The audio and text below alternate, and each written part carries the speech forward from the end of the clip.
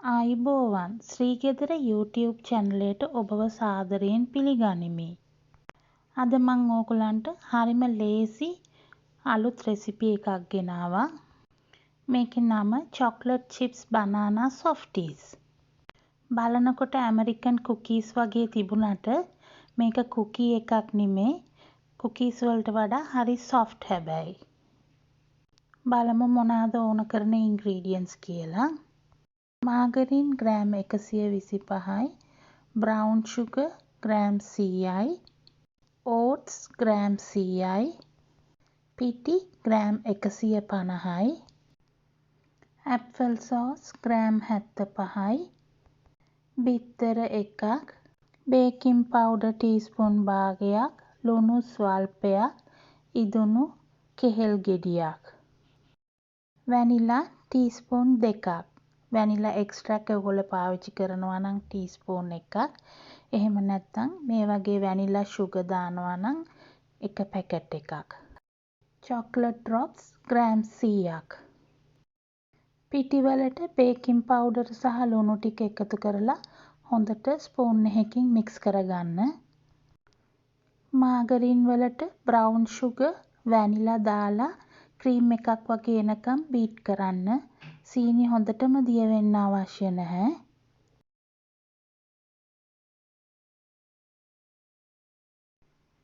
මේ වගේ තමා තියෙන්නේ. දැන් මේකට බිත්තර සහ ඇපල් සෝස් දාලා ටිකක් බීට් කරගන්න ඕනේ. සීනි තරමක් දිය වෙනකම් හොඳට බීට් කරගන්න. මේ අතරතුර කෙහෙල් ගෙඩියද ගෑරප්පුවකින් තද කර පේස්ට් එකක් වගේ හදාගන්න. ඉන්පසු ඒකත් මේ මික්සර් එකට දාලා බීට් කරන්න ඕනේ.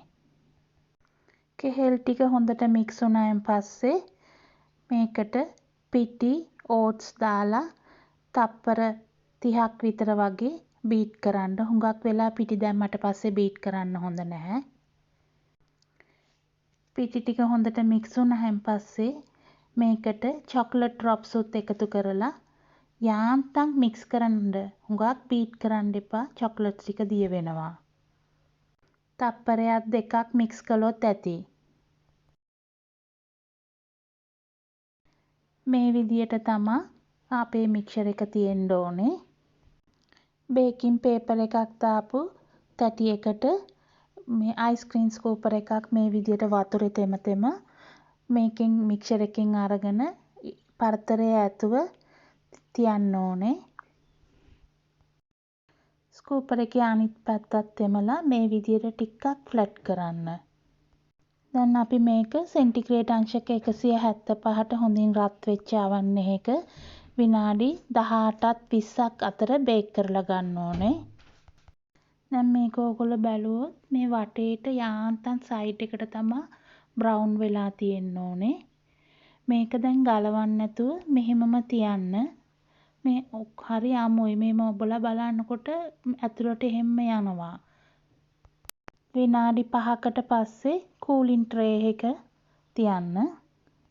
මේ ප්‍රමාණයෙන් softies 16ක් විතර අපිට හදා ගන්න පුළුවන්. මේ බලන්න පිටිපස්ස light brown color එකකට තියෙන්න ඕනේ. මේ ඔබනකොටත් හරි soft මේක. බිස්කට් වගේ නෙමේ. කේක් වලට වඩා ටිකක් hard හැබැයි. හරිම ලේසියෙන් හරිම ඉක්මනින් හදා ගන්න පුළුවන් අපිට මේක. දවස් 2-3කට වඩා තියා ගන්නවා නම් ෆ්‍රිජ් එකේ එයාටයිට් බොක්ස් එකක දාලා තියාගෙන හිටන් ඕන වෙලාවට මයික්‍රෝවේව් oven එකේ යාන්තම් රත් කරලා ගන්න පුළුවන්. ඔයාලා මේ වීඩියෝ එකට කැමති නම් මතක් කරලා ලයික් එකක් දාලා කමෙන්ට් කරන්නත් අමතක කරන්න එපා. නැවතත් තවත් වීඩියෝ එකකින් ඔයාලව හමු වෙන්න.